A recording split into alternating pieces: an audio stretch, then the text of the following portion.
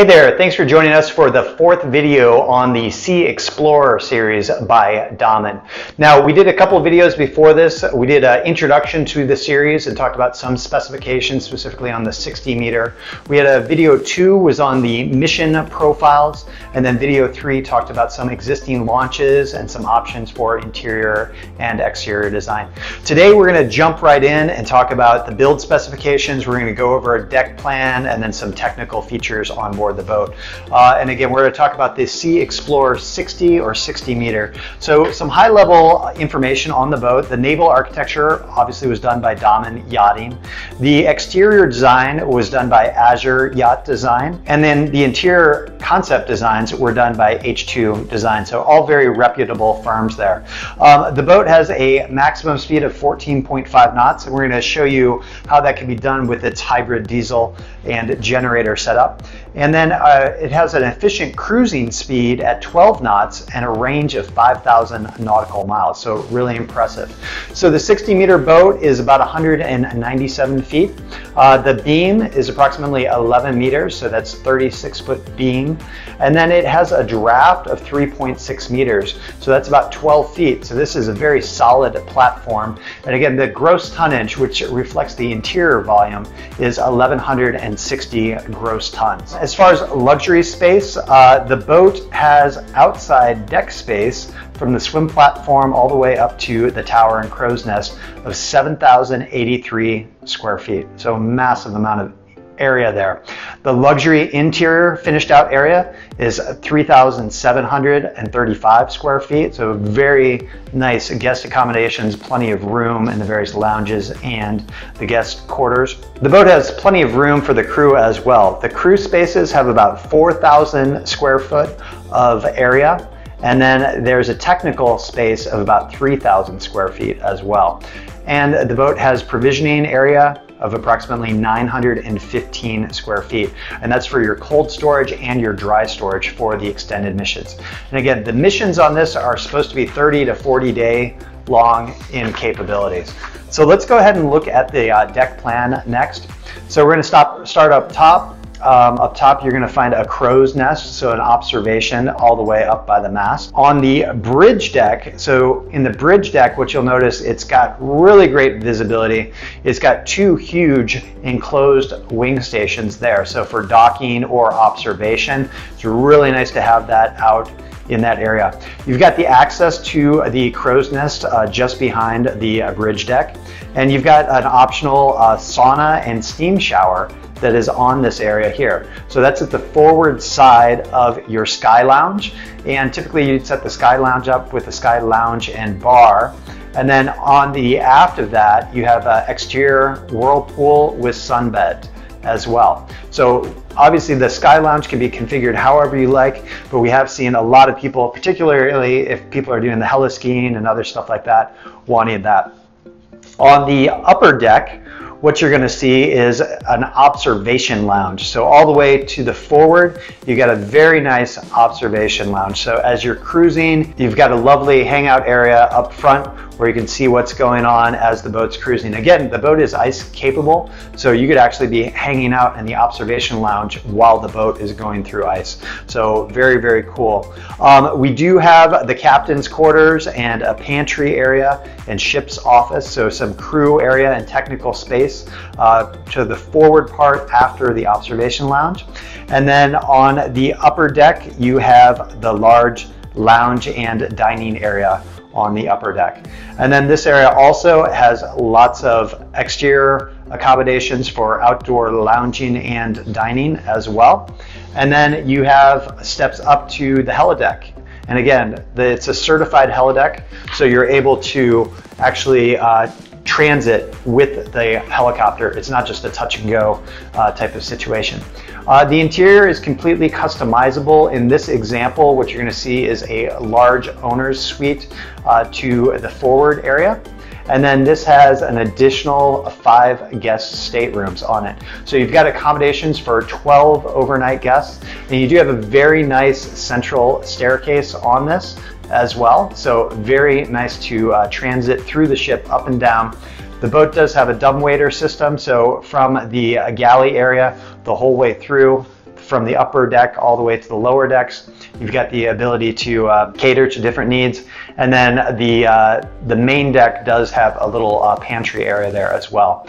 So after that area, you're going to see a little guest lobby. And then that is going to go out to where your main garage and tender bay is. So the boat is situated with 4 different cranes to put whatever water toys or jet skis or snowmobiles or even submarines in this area. And then you could have some floating furniture there in that area.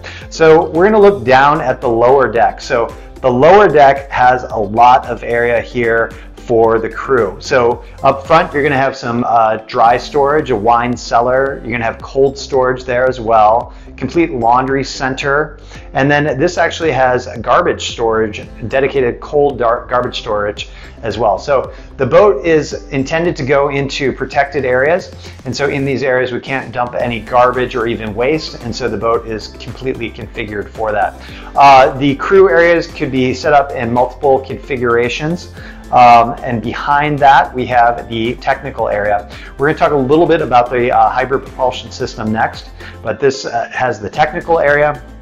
And then in the back of that, you've got your multi-purpose expedition storage area. So again, this would be, you could set it up for a dive center or a beach club or however you wanted this really amazing area set up. And in the back there, you do have some workshop and technical area as well. That leads out to the swim platform on the back of the boat. Next, we're going to show a few things for looking at the interior of the Explorer itself. So again, we're going to show you some images of what can be done with the multi-purpose expedition storage area, what you could do with tenders and crew quarters. And then we're going to show you some area of the hybrid propulsion and technical systems. Now, going from the front to the back, in the front of the boat, it does have an emergency generator. You do have that large bow thruster, 200 kW bow thruster. And then this has semi-retractable stabilizer fins. So that's very important for ice conditions. You want to be able to have retractable stabilizers. So this does have that. The boat is set up with a hybrid system. So it has a PTO, PTI technology that basically will combine however the boat needs to be running. So you've got electrical motors, as well as you've got your diesel motors, and then you've got your generator system. So in showing that, we're going to show you different modes that the boat can run in. So it's got 4 different primary modes. So it's got its Serenity Mode, which is basically just hotel loads powered off the battery system. It's got a silent cruising ability. So with that, it can cruise on the battery pack as well as get some power from the generators. It's got its Eco Cruise mode where it's using the batteries and the main engines for propulsion. And that's going to give you propulsion in the 8 to 14.5 knot range. And then you've got your full power mode. With the full power mode, you're going to be using the batteries, the generators, and the primaries. So a nice thing about hybrid setup is you can actually load the motors where the motors are regenning to the battery pack or genning to the battery pack themselves. And so what most people don't understand, on a turbocharged diesel engine, it can operate, you know, at different loads, and at the super high end it's very inefficient. At the super kind of middle of the road, it's very inefficient as well. So when it's loaded about 70 to 80%, that's where it's very, very efficient, and you get the maximum amount of energy out of that turbocharged diesel engine. So with this hybrid propulsion, they set it up where they'll load it to whatever the propulsion that it needs, and then it also will balance out and recharge the batteries and other things like that. So you take advantage of the diesel engine and the ability to have something hybrid and loaded down. We're going to take a look at a slide here showing the self-sufficient nature of the boat. So again, in the back, you've got that multi-purpose area there. It does have petrol there, and you can have fuel for landing crafts, jet skis, tenders. You could have fuel reloading for the helicopter itself. And again, this has about 49 1,000 gallons of fuel for the boat itself. So it can recharge those batteries and give you that 5,000 nautical mile range and be self-sustained for the 30 to 40 day missions.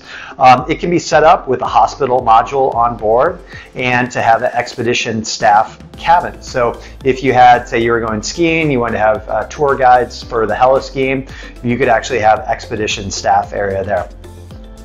The boat is set up with a lot of functional area again for luggage storing and equipment. It has the cold storage and freezer. It does have a garbage management system as well. So not only the wastewater, the gray and black water, it's got tanks to hold those for extended areas. It has storage for garbage as well. So a lot of people like in these remote areas, obviously if you're exploring for ecological reasons and studying the polar bears, you're not going to want to pollute that area. This boat has the ability to be fully self-sustained.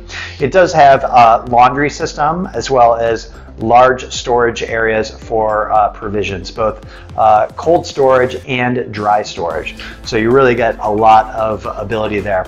Talking about the quality of the boats, so the boats are built to class, so it is built to a Lloyd's registry class. It does have the ice rating, so that's an IMO polar code, and it's category C. And so that's designed to go through packed ice, the concentration up to 70%. So very nice ability there. The steel hull is specifically designed for these ice duties. So it has extra plating and stiffeners, and it's been designed specifically to go in these icy areas. And then again, it does have the certified helicopter deck. So not just for touch and goes, but actually for sustained operation and transport with this. A few things about Damen quality control. So Damen is very dedicated, and so they operate about 35 different shipyards. And a very interesting history. We went into it in another one when we were talking about the yacht support vessels, but it's very neat to see how they've combined both their industrial and military capabilities with the luxury capabilities of AML. So the really nice thing is you'll have a global support network, and the boats are also very technologically advanced. So they use IoT, or Internet of Things. So the boat is completely connected, and Damen can actually patch into the boat and do diagnostics on different systems that are on board there. So that really helps out with your customer care and the ability to use the boat globally in different regions and have the support that you need. To talk briefly on the series, so the SeaXplorer have the 60 meter, current designs are 60 meter, 77 meter, and 105 meter. And again, that's 197 feet, 252 feet, and then 345 feet. The 77 meter has a gross ton volume of 2,550 gross tons. So from 60 to 77, you get more than double the interior volume. And then the largest boat is the 105 in the current designs, and that's got a massive amount of interior volume. It has 6,500 gross tons of area. So you could have a very, very serious explorer and for a whole host of different missions if you want to go up to that 105. So some various services that Damen has, you know, they've got these limited editions such as this boat. They do have the yacht support, and then they've got limited editions in the AML line as well. So this would be the luxury, higher end, traditional, more luxury vessel. And again, they bring that luxury interior into these SeaXplorers, and they've got the ability to do completely customized boats. Very impressed with Damen and the SeaXplorer. So thanks for checking out, you know, some more technical details. Let us know your thoughts and comments on the SeaXplorer series. In particular, I'd like to hear what you guys think about the hybrid propulsion and the ability to maximize the efficiency of that turbocharged diesel engine, along with using electric motors and electric propulsions.